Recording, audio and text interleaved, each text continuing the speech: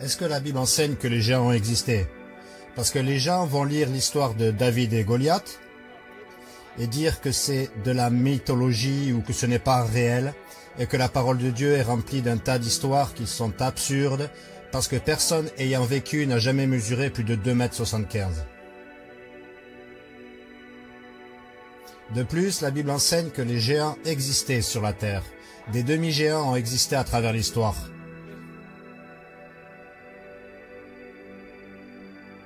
Les géants sont mentionnés tout au long de la Bible. Les géants sont mentionnés tout au long de la parole de Dieu. Deutéronome chapitre 2, la Bible dit ceci: les Hémims y demeuraient auparavant. Notez ce qui est dit: peuple grand et nombreux et de haute taille comme les Anakim, qui étaient aussi considérés comme des géants. Vous voyez le mot géant ici? La Bible nous dit qu'il y avait un peuple qui était grand, ils étaient nombreux, ils étaient de haute taille et ils ont été considérés comme des géants. Et voici ce que vous devez comprendre. Notre mot géant vient du mot gigantesque. Ça parle de gens qui, quand ils les ont vus, ils ont dit qu'ils étaient gigantesques. C'était des géants, ils étaient très grands, ils étaient immenses, comme les Anakim. Mais les Moabites les appelaient Émim. Donc remarquez qu'il y a eu des noms différents en ce qui concerne les géants. Lisez le verset 20, qui aussi était considéré une terre de géants. Les géants y demeuraient auparavant. Et les Ammonites les appelaient Zamzoumin. Donc notez qu'ils ont encore des noms différents dont les ont appelés les gens du pays. Mais ici on nous dit qu'il y avait une terre des géants, et les géants y ont habité auparavant. Allez à Deutéronome chapitre 3, lisez le verset numéro 11. Car seulement Og, roi de Basan, demeura du reste des géants. Remarquez qu'à ce moment, au temps où Moïse et les enfants d'Israël entrent dans la terre promise, il y a de moins en moins de géants. Ils sont en voie d'extinction, si vous le voulez. Et ici, on nous dit que seul Og, le roi de Basan, demeura du reste des géants. Voici, son lit était un lit de fer. N'est-il pas à Rabat des enfants d'Ammon? Remarquez ce qui est dit. Sa longueur était de 9 coudées. Nous parlons du lit de ce géant, ok? Il est dit que 9 coudées en était la longueur. Son lit mesurait 9 coudées de long. Une coudée fait environ 45 cm. Donc quand on parle de 9 coudées, on parle de 4 mètres et 5 cm. Combien mesurait le lit de ce gars? Il faisait 4 mètres et 5 cm. Et remarquez, sa largeur de 4 coudées. Une largeur de 4 coudées. 4 coudées, c'est environ 1,80 m. Donc ce gars avait un lit de 4,05 m de long et 1,80 m de large. C'est un grand gars, n'est-ce pas? Ça ne dit pas nécessairement que ces géants faisaient 4,05 m de haut. Ça dit que son lit faisait 4,05 m de long et 1,80 m de large. Pensez que son lit était un peu plus grand que lui pour qu'il puisse s'y étendre. Mais quand même, si vous avez besoin d'un lit si grand, vous êtes probablement un assez grand garçon. Vous êtes un grand gars. Lisez le verset 13. Et le reste de Galaad et tout Basan, c'est-à-dire le royaume d'Og, je le donnai à la demi-tribu de Manassé. Toute la région d'Argob, avec tout Basan, qui est appelé, remarquez ce qui est dit, la terre des géants. Remarquez que, et encore nous pouvons regarder beaucoup de références différentes, mais notez que dans toute la Bible, nous voyons cette idée qu'il y avait une terre des géants, il y avait une vallée des géants, il y avait un endroit où les géants vivaient, où les gens étaient considérés comme des géants. Allez à Nombre chapitre 13. Nombre 13-32 dit ceci: et ils soumirent un mauvais rapport. C'est quand les enfants d'Israël étaient censés entrer en terre promise, et ils ont envoyé des espions pour espionner la terre, et ils sont revenus avec un mauvais rapport. 12 hommes étaient allés espionner Canaan, 10 étaient mauvais et 2 étaient bons. Les 10 sont revenus avec un mauvais rapport. Au chapitre 13, au verset 32, il est dit: et ils soumirent un mauvais rapport sur la terre qu'ils avaient examinée devant les enfants d'Israël. La terre que nous avons parcourue pour la reconnaître est une terre qui dévore ses habitants, et tout le peuple que nous y avons vu sont des hommes de grande stature. Ils disent qu'ils ont vu des gens qui sont très grands, ce sont des hommes de grande stature. Verset 33, et nous y avons vu les géants, les fils d'Anak, qui sont descendants des géants, et nous étions à nos yeux comme des sauterelles, et nous l'étions aussi à leurs yeux. Et bien sûr, ils disent que quand nous avons regardé ces hommes gigantesques, nous nous sentions comme des sauterelles à leur vue. Nous nous sommes sentis comme de très petits individus à la vue de ces gens. Voici ce que vous devez comprendre, et c'est juste un petit exemple. Nous pourrions examiner d'autres passages, mais la Bible enseigne définitivement qu'il y avait des géants qui marchaient sur cette terre, qu'il y avait des hommes de grande taille que nous regarderons en disant qu'ils sont gigantesques, qui ont marché sur cette terre. Mais ce qui est intéressant, parce que les gens vont se moquer de la parole de Dieu et dire « ça n'existe pas les géants ». Mais dans l'histoire récente, car rappelez-vous que Goliath faisait à peine plus de 2,75 m de haut. Il faisait 2,75 m et un empan, c'est ce qui est dit. Il faisait plus de 2,75 m de haut. Dans l'histoire moderne, il y a eu des gens qui faisaient près de 2,75 m de haut qui ont vécu dans l'histoire moderne documentée. Laissez-moi vous donner plusieurs exemples. Un gars du nom de Robert Wadlow faisait 2,72 m de haut. J'ai trouvé un article sur lui, voici ce qui est dit.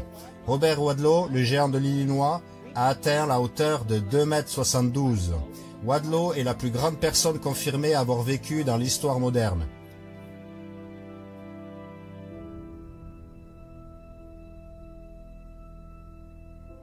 Il y a aussi un autre homme du nom de John F. Carroll qui faisait 2,63 m et il est né en 1932 à Buffalo, à New York. Et il était surnommé le géant de Buffalo par les journaux médicaux. Il était atteint d'acromégalie qui lui a fait atteindre cette taille. Il y avait un gars nommé John Rogan. Il faisait 2,69 m et il était le deuxième plus grand humain de l'histoire connue et le plus grand d'ascendance africaine, et il n'a pas été mesuré officiellement avant sa mort. Le fait que j'essaye d'établir est que même dans notre histoire connue, nous avons des photos modernes que je n'ai pas été déterrées. Ce sont des personnes légitimes qui ont réellement vécu. Même dans notre histoire moderne, nous avons eu des gens qui ont mesuré 2,72 m. Quand vous regardez un homme qui fait 2,72 m de haut, vous regardez concrètement Goliath, vous savez ? Parce que Goliath faisait 2,75 m, un peu plus de 2,75 m de haut. Mais ce que je dis, c'est que ce n'est pas absurde que des gens grandissent jusqu'à ces tailles en vivant longtemps. Nous ne parlons pas de gens de 150 mètres de haut. Nous parlons de 2,75 m de haut, 3 mètres de haut. Et partout dans le monde, on a découvert des villages et des grands sites où l'on a trouvé des squelettes de personnes qui font 2,75 m de haut, 3 mètres de haut, 3,30 m de haut, 3,60 m de haut, 4 mètres de haut. C'est très bien documenté, ça a été trouvé tout autour du monde. Et écoutez, pourquoi serions-nous surpris quand la Bible nous dit qu'il y avait des gens qui marchaient sur cette terre et qui étaient gigantesques, qui avaient des lits qui faisaient 4,05 m de long et 1,80 m de large? Vous vous demandez peut-être pourquoi nous n'en entendons pas parler. Parce que c'est très bien documenté, c'est documenté par des sources fiables. Pourquoi n'entendons-nous pas parler de cet homme géant trouvé partout autour du monde?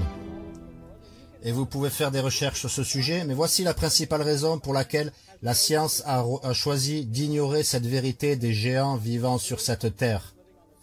C'est parce que la science n'est pas vraiment la science, c'est de la science faussement ainsi nommée dans notre pays de nos jours. Et ils ont un agenda qu'ils essaient de pousser et s'appeler l'évolution. Et voici le problème avec des géants existants il y a des milliers d'années. Ça crée une brèche dans leur conte de fées de l'évolution. Vous vous demandez pourquoi? Parce que l'évolution enseigne que nous avons commencé en étant des petites créatures et nous devenons plus grands et plus grands et plus forts et plus forts. Et un jour, on va être comme les X-Men, on va voler et faire toutes sortes de choses. Nous allons devenir Dieu, nous allons devenir ceci, et c'est ce que l'évolution enseigne. En fait, si vous faites des recherches, ils nous disent que les êtres humains, et ceci est bien sûr un mensonge, ce n'est pas de la science, mais ils nous disent que les êtres humains sont tous venus d'un parent singe qui mesurait en moyenne 1 mètre et 5 cm. Qu'il y avait ces singes qui faisaient 1,05 m et ces singes ont appris à marcher, et parce qu'il sait marcher, maintenant il peut utiliser ses mains pour faire des outils. Et parce qu'il a des outils, il apprend à cuisiner de la nourriture. Et parce qu'il cuisine, il a plus de nutrition et le cerveau devient plus grand. Et il devient plus grand et de plus en plus fort. Et voilà. Mais voici le problème avec ça. Quand vous trouvez des centaines de personnes qui faisaient 4 mètres de haut et qui erraient sur cette terre, ça met le bazar là-dedans. Et voici pourquoi la parole de Dieu va toujours... Et écoutez, vous ne découvrirez jamais rien sur cette terre qui va contredire la parole de Dieu. Mais vous découvrirez toutes sortes de choses qui vont contredire la philosophie du monde, la fausse science du monde, les représentations du monde. Donc il est intéressant que la Bible nous dise que les géants étaient sur cette terre. On a trouvé des squelettes de géants partout autour du monde. Nous avons entendu dire même de nos jours qu'il y a des hommes vivants qui font plus de 2,40 m de haut. Et il y a des gens dans l'histoire moderne qui faisaient 2,75 m de haut, juste comme Goliath. Un peu moins de 2,75 m. Goliath mesurait un peu plus de 2,75 m. L'essentiel est que la Bible est claire. Vous pouvez faire confiance à la parole de Dieu. La parole de Dieu est vraie, mais il y a un sujet. Si vous pouvez attendre une minute, nous allons revenir à l'histoire de David et Goliath. Mais il y a un sujet dont je veux parler concernant les géants, parce que nous avons le dispensationalisme de nos jours qui enseigne que les géants étaient le résultat des anges déchus s'accouplant avec des femmes humaines. Ok, maintenant c'est une fausse doctrine, c'est un faux enseignement. Nous rejetons le dispensationalisme à l'église Baptiste Verity. C'est juste un tas de mensonges, mais il le tire de Genèse chapitre 6. Et je n'ai pas le temps de développer le sujet, je voudrais prêcher un sermon entier là-dessus, mais je veux vous montrer ceci à partir de la parole de Dieu, juste pour vous montrer quelque chose. Parce que je veux que vous croyiez aux géants, mais je ne veux pas que vous croyiez à ce conte de fées du dispensationalisme. Donc le dispensationalisme enseigne que les anges déchus qui sont descendus avec Satan ont simplement épousé des femmes sur la terre et leur progéniture est ce qui est devenu connu comme les géants. Et il tire ça de Genèse chapitre 6. Lisons ce qui est dit. Verset 1. Et il arriva, lorsque les hommes commencèrent à se multiplier sur la surface de la terre, c'est au début de l'histoire de l'humanité et du monde étant peuplé, et que des filles leur furent nées, tout ça parle des êtres humains. Verset 2. Notez ce qui est dit. Que les fils de Dieu virent les filles des hommes. Voici où nous avons notre premier problème avec nos amis dispensationalistes. Parce que les dispensationalistes verront ce terme fils de Dieu et ils diront que ce sont des anges. Et ce ne sont pas seulement des anges, ce sont des anges déchus, d'accord? Maintenant, voici ce qui est intéressant à ce sujet. Dans le Nouveau Testament, nous apprenons toutes sortes de choses sur les anges déchus qui ont suivi Satan. Jésus est constamment allé chasser. Jésus a constamment des conversations avec eux. Voilà ce qui est drôle. Comment sont-ils appelés dans le Nouveau Testament? Ils sont appelés des diables. Ils sont appelés des démons. Donc nos amis dispensationalistes veulent que nous pensions que ce que Jésus a appelé des diables, ce sont les fils de Dieu de l'Ancien Testament. Je veux dire, est-ce que cela a un sens? Les fils de Dieu, ils diront que ce sont les anges déçus, les diables. Virent les filles des hommes, ce sont les femmes humaines selon eux, qu'elles étaient belles, et ils en prirent pour femmes d'entre elles toutes celles qu'ils choisirent. Maintenant, il y a un autre problème. Jésus a spécifiquement dit que les anges ne sont pas donnés en mariage, que les anges ne se marient pas, que les anges, vous savez, ce sont des esprits. Ils n'ont pas de corps de chair pour pouvoir avoir ce type de relation de toute façon. Mais selon eux, ils ont pris comme épouse toutes celles qu'ils choisirent.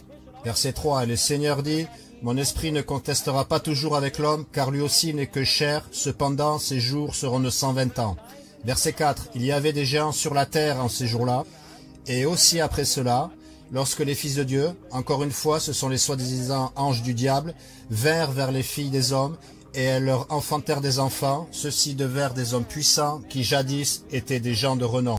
Alors voici ce qu'ils disent, parce que dans le verset 4, il est dit qu'il y avait des géants sur la terre en ces jours-là, vous voyez, ça parle des géants, et vous dites, d'où les géants viennent-ils?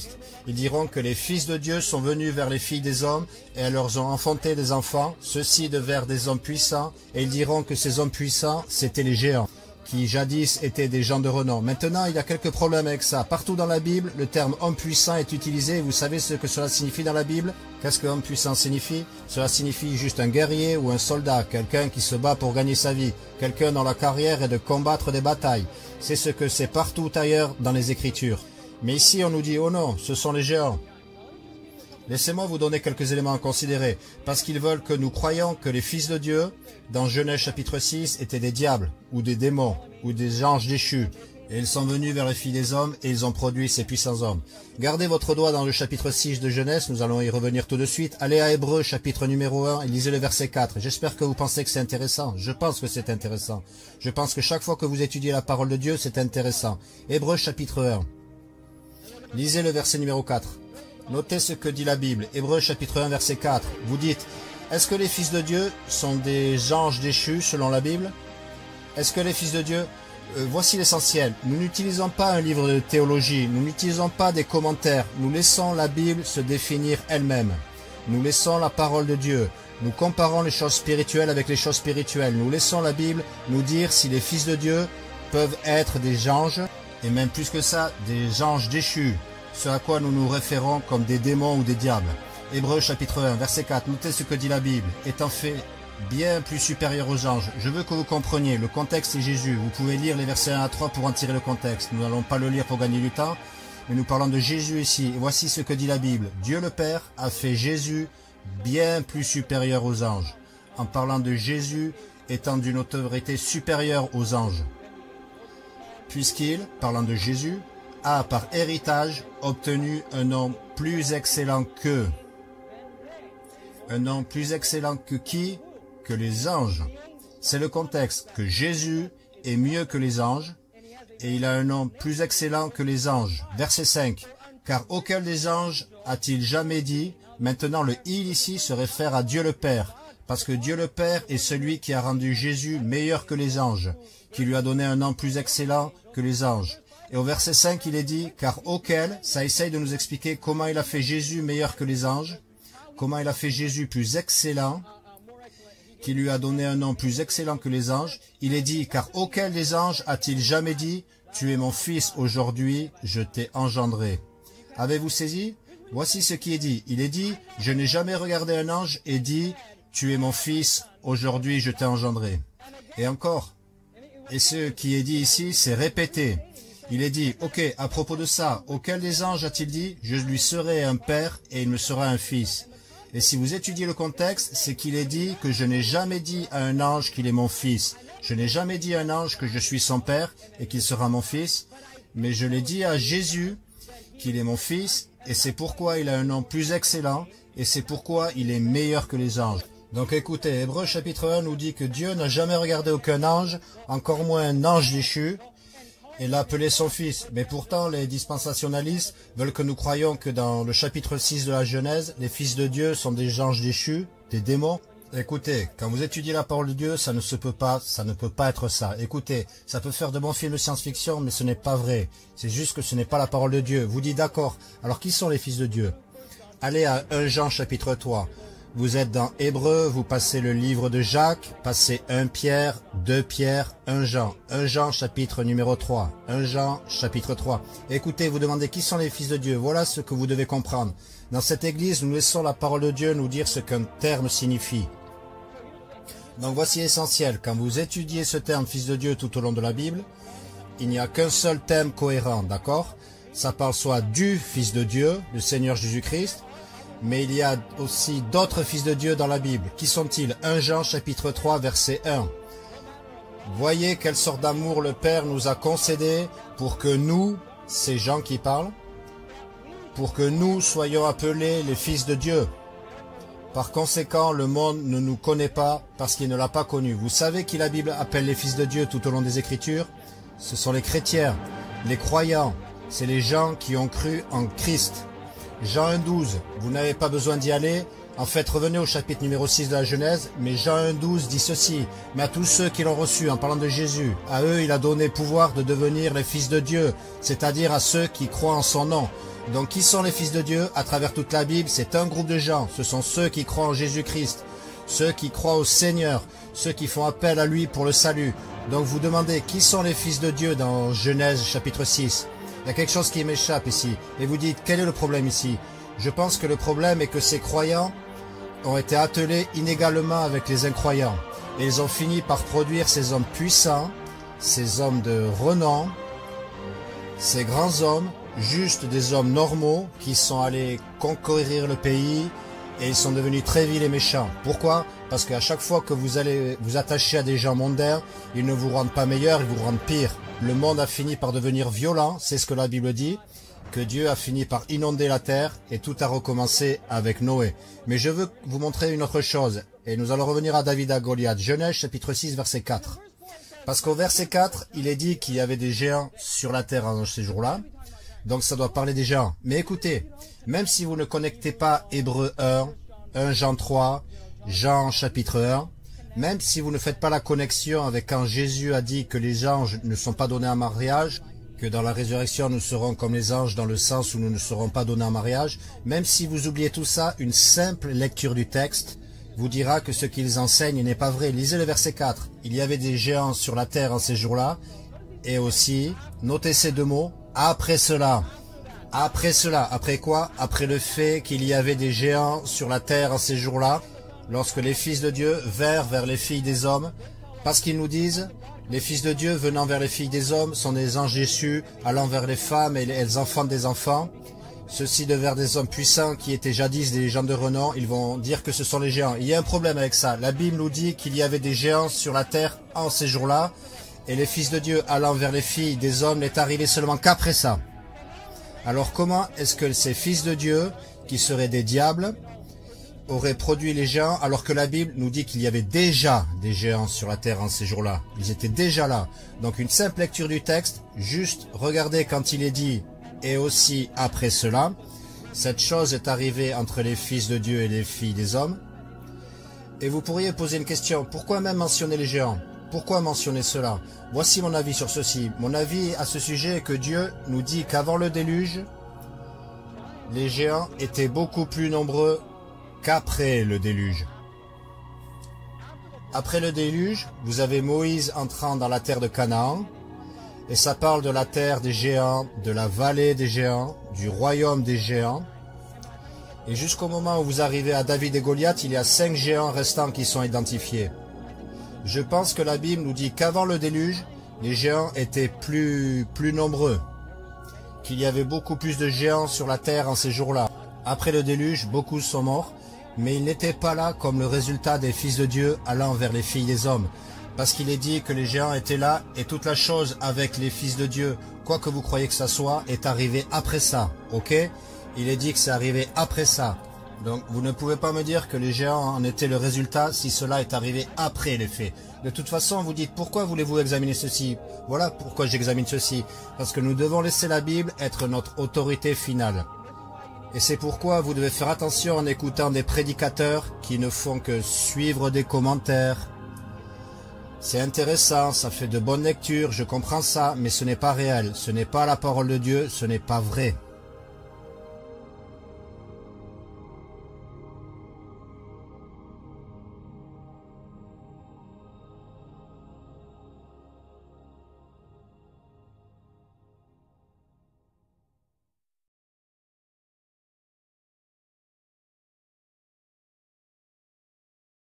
J'aimerais vous poser une question. Savez-vous de façon certaine si vous mourriez aujourd'hui, si vous iriez au paradis? Vous pourrez répondre, je ne suis pas sûr d'aller au ciel. Peut-être même n'y avez-vous jamais pensé, mais la Bible dit que vous pouvez être sûr à 100% que vous êtes sur le chemin vers le ciel. Maintenant, selon la Bible, vous devez comprendre quelques petites choses pour être en mesure de recevoir le salut. La première chose est la suivante. La Bible dit dans Romains 3,23 « Car tous ont péché et n'atteignent pas à la gloire de Dieu ». La Bible nous dit que le péché est la transgression de la loi. Lorsque nous brisons la loi de Dieu, nous péchons. Et selon ce verset, nous avons tous péché. Je suis un pécheur, vous êtes un pécheur. Et malheureusement, il y a un salaire pour notre péché. Romains 6,23 dit « Car le salaire du péché, c'est la mort ». Le mot salaire signifie paiement. Ce que vous gagnez. Quand je vais au travail, on me donne de l'argent, c'est mon salaire.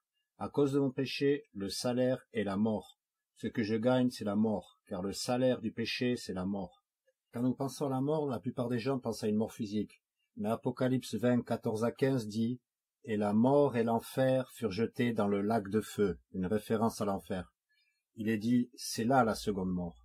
Et quiconque n'était pas trouvé écrit dans le livre de vie fut jeté dans le lac de feu. » Donc, selon la Bible, notre salaire pour notre péché n'est pas seulement une mort physique, mais la seconde mort. Vous vous demandez qu'est-ce que la seconde mort? Être jeté dans l'étang de feu, c'est la seconde mort. Ce que nous gagnons à cause de notre péché est la mort, une mort physique et une seconde mort qui est d'être jeté dans l'étang de feu. Apocalypse 21:8 dit « Mais les craintifs et les incrédules et les abominables et les meurtriers et les luxurieux et les sorciers et les idolâtres » c'est une liste assez mauvaise, non? Les meurtriers, les impudiques, les sorciers, la plupart des gens seront d'accord. Un meurtrier, oui, il va aller en enfer. Mais remarquez, il est dit, mais les craintifs et les incrédules et les abominables et les meurtriers et les luxurieux et les sorciers et les idolâtres, et à la fin de cette liste, il est dit ceci, et tous les menteurs auront leur part dans le lac qui brûle avec le feu et le soufre, qui est la seconde mort. Et la raison pour laquelle Dieu ajoute le péché du mensonge à la fin de cette liste, c'est qu'il essaie de mettre un point, et le point est de ceci, nous sommes tous pécheurs, chaque être humain a menti. Et il essaye de dire qu'il n'y a pas de juste, nous avons tous péché, nous méritons tous d'aller en enfer. C'est la mauvaise nouvelle, je suis un pécheur, vous êtes un pécheur, et nous sommes tous initialement condamnés à l'enfer. Mais l'évangile est la bonne nouvelle. Romains 6, 23 dit, car le salaire du péché c'est la mort, nous comprenons ce que cela signifie maintenant, mais la deuxième partie de ce verset dit, mais le don de Dieu, c'est la vie éternelle par Jésus-Christ notre Seigneur. La Bible dit que Dieu a un cadeau qu'il veut vous donner, et ce don est la vie éternelle. Dans Ephésiens 2, 8 à 9, la Bible dit, car par grâce vous êtes sauvés par la foi. Le mot grâce signifie obtenir quelque chose que vous ne méritez pas, vous ne le gagnez pas, vous ne payez pas pour ça. Vous êtes sauvé est une référence à être sauvé de l'enfer, parce que je ne veux pas y aller. Je suis sûr que vous ne voulez pas y aller. Par la foi, le mot foi signifie croire. Il est dit, par grâce vous êtes sauvés par la foi, et cela n'est pas de vous-même, ça n'a rien à voir avec vous. Voilà pourquoi c'est le don de Dieu. Non des œuvres, de peur qu'aucun homme ne se vante. Un cadeau n'est pas quelque chose pour lequel vous travaillez. Un cadeau est quelque chose qui vous est donné. Quelqu'un d'autre a payé pour cela, mais vous ne payez pas pour cela. Si je vous donne un cadeau et que je vous demande de me donner de l'argent pour cela, ce n'est plus un cadeau. Si je vous donne un cadeau, mais que je vous demande de faire quelque chose pour cela, ce n'est plus un cadeau. Le cadeau ne vous coûtera rien, mais il coûte à la personne qui vous donne quelque chose. Et le don de Dieu, c'est exactement la même chose. Jésus a dû payer pour ce cadeau. Romains 5.8 dit, « Mais Dieu recommande son amour envers nous, en ce que, lorsque nous étions encore pécheurs, Christ mourut pour nous. » Jean 3,16, le plus célèbre verset de la Bible, dit « Car Dieu a tant aimé le monde qu'il a donné son seul Fils engendré, afin que quiconque croit en lui ne périsse pas, mais ait la vie éternelle. » L'évangile est ceci, Jésus-Christ est né d'une vierge. Il a vécu une vie sans péché, il n'a jamais péché, n'a jamais rien fait de mal. Il est mort sur la croix et est enterré. La Bible nous dit que son âme descendit en enfer pendant 3 jours et 3 nuits, et il est ressuscité des morts, pas pour payer pour son propre péché, parce qu'il n'avait pas péché, il est mort pour nos péchés. Et vous voyez, c'est déjà payé. Le cadeau a déjà été payé. Maintenant, vous devez comprendre ceci à propos du cadeau. Jean 3,16 dit, la vie éternelle, le don est la vie éternelle. Le mot éternel signifie qu'il va durer éternellement, la vie qui va durer éternellement, il n'aura jamais de fin. Jean 3,15 dit, la vie éternelle. Éternel signifie qu'il ne finira jamais. Jean 3,36 dit, la vie éternelle. Romains 6,23 dit, la vie éternelle. Tout au long de la Bible, vous trouverez ce concept. La vie éternelle, la vie éternelle, la vie qui durera pour toujours, la vie qui ne finira jamais. Selon Jean 3,36, vous l'obtenez au moment où vous croyez. Celui qui croit au Fils a la vie éternelle. Maintenant, certaines personnes pensent, je peux recevoir le salut, mais une fois que je l'ai, si je fais quelque chose de vraiment mauvais, comme l'adultère, comme assassiner, se suicider, alors Dieu va m'ôter le salut. Mais s'il l'enlève, ça ne dure pas éternellement. Nous devons comprendre que le salut n'est pas quelque chose que nous gagnons, et une fois que nous l'avons, ce n'est pas quelque chose que nous gardons. La Bible dit dans Tite 1.2, dans l'espérance de la vie éternelle, que Dieu, qui ne peut pas mentir, promit avant le commencement du monde. Notre espoir pour la vie éternelle, c'est que Dieu ne peut pas mentir. Si Dieu m'a promis la vie éternelle, alors devinez quoi, c'est la vie éternelle. Il m'a promis la vie éternelle, alors cela va durer éternellement. Vous dites, et si je fais quelque chose de vraiment mal? Eh bien, ce n'est pas de nous-mêmes, ça n'a rien à voir avec moi. C'est un cadeau qui durera pour toujours. Maintenant, voici la seule chose que vous devez faire. Comme tout autre cadeau, vous devez choisir si vous souhaitez l'accepter ou le rejeter. Vous pouvez vous demander comment puis-je accepter le cadeau de Dieu? Romains 19 dit ceci, que si, il est dit si, parce que vous avez le choix, il est dit que si tu confesses de ta bouche le Seigneur Jésus, le mot confesse signifie admettre. Admettre quoi? Eh bien, admettre que vous êtes un pécheur, vous admettez que vous méritez d'aller en enfer, mais vous demandez le pardon. Il dit, si tu confesses de ta bouche le Seigneur Jésus, mais il demande plus que de dire des mots. Il dit aussi, et que tu crois dans ton cœur que Dieu l'a ressuscité d'entre les morts. Vous croyez que Jésus-Christ est mort sur la croix, a été enterré et ressuscité de la tombe en paiement pour vos péchés. Il dit que si tu confesses de ta bouche le Seigneur Jésus et que tu crois dans ton cœur que Dieu l'a ressuscité d'entre les morts, la Bible dit, tu seras sauvé. Il n'est pas dit que vous pourriez être sauvé, il n'est pas dit que vous avez l'espoir d'être sauvé. Dieu dit, je vais vous sauver si tu confesses de ta bouche et crois dans ton cœur. Notez que vous ne devez pas aller à l'église, il n'est pas dit que vous devez vous faire baptiser, il n'est pas dit que vous devez vous repentir de péché, il n'est pas dit que vous devez faire quoi que ce soit, simplement croire en lui et demander de vous sauver. Croyez cela dans votre cœur, si vous croyez que Jésus est mort sur la croix pour vos péchés, qu'il a été enseveli, qu'il est ressuscité de la tombe et qu'il veut vous donner un cadeau, la vie éternelle, alors pourquoi ne confesseriez-vous pas de la bouche maintenant? J'aimerais vous aider à former une prière. Si vous croyez cela, pourquoi ne prierez-vous pas avec moi maintenant? Cher Jésus, je sais que je suis un pécheur, je mérite d'aller en enfer. S'il te plaît, pardonne-moi de tous mes péchés et donne-moi la vie éternelle. Je ne crois pas en mes œuvres, je ne crois pas en la religion, je crois seulement en toi. Merci de m'avoir sauvé. Amen. Si vous avez prié cette prière et croyez dans votre cœur, selon la Bible, vous êtes maintenant sauvés, vous avez la vie éternelle. Félicitations.